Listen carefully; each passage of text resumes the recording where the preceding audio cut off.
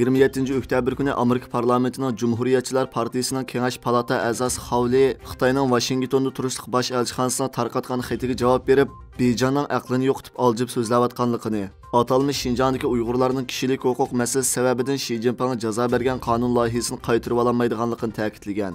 27 oktyabr kundagi Amerika xabar to'rbetining doklatiga qaraganda, Xitoyning Washingtondagi bosh elchixonasi Kengash palata a'zosi Xavlining ishxonasiga 800 xatlik elektronlik xat avatib, Kengash palata a'zosi Xavlining oldingi hafta Xi Jinpingni jazolash taklifiga qattiq norozilik bildirgan.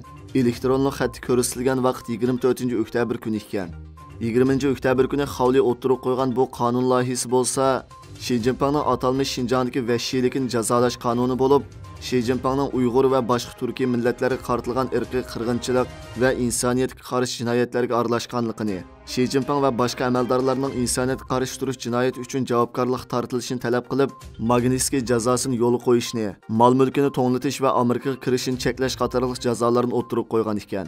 Amerika parlamentining o'rta mezgillik saylami kelar oyning 8-kun o'tkaziladigan bo'lib, ko'p qitimliq ra'y sinash natijasiga qaraganda Cumhuriyetçiler Partiyasining Avam palatasida g'alaba qilishidan umid borligi, Cumhuriyetçiler Partiyasi Avam palatasini qaytarib olgandan keyin Xitoy qattiq siyosat qo'llanganligini bir necha qitim o'tirib qo'ygan.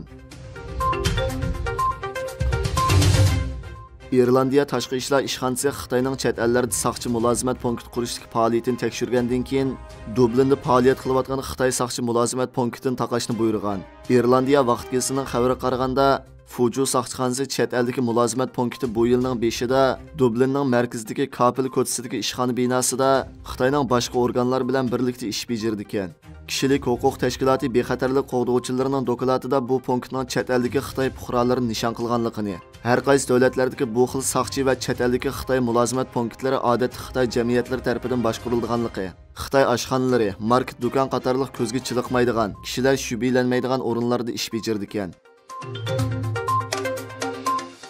Kanada parlamenti yaqında isbot anglash yig'ini ichib, Xitoy tadqiqotidagi bir qism mutaxassislar hukumatning kuchli qonun loyihasini ma'qullab, Birlashma Fronti xizmat bo'limi orqali Xitoyning ko'p yillik singib kirish harakatini cheklash kerakligini ta'kidladi. 25 oktyabr kuni Kanada parlamenti Kanada Xitoy munosabat komiteti isbot anglash yig'ini o'tkazib, Xitoyning Kanadaning ichki ishlariga aralashishi va ta'siriga ahamiyat berib, hukumatni kuchli qaytarib zarb berishga chaqirdi.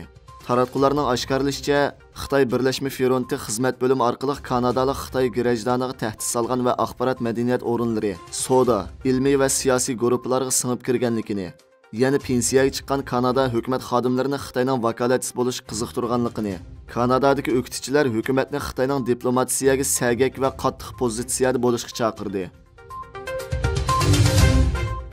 Amerika Havo armiyasi universiteti qarmog'idagi Xitoy olam qatnash tadqiqot markazi yaqinda 255 betlik doklad e'lon qilib, raketa qismining Xitoydagi har qaysi bazalarining o'rni, hatto qo'mondonning tafsiliy uchurlari, orqa saf ta'minot qatorliqlar tafsili bayon qilingan ekan.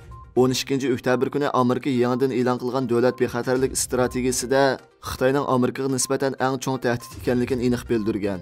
Amerikaning bu vaqtda Xitoy raketa qismining tafsilotlarini oshkorlashi shubhasiga Xitoyga aniq signal berganligini ta'kidlagan.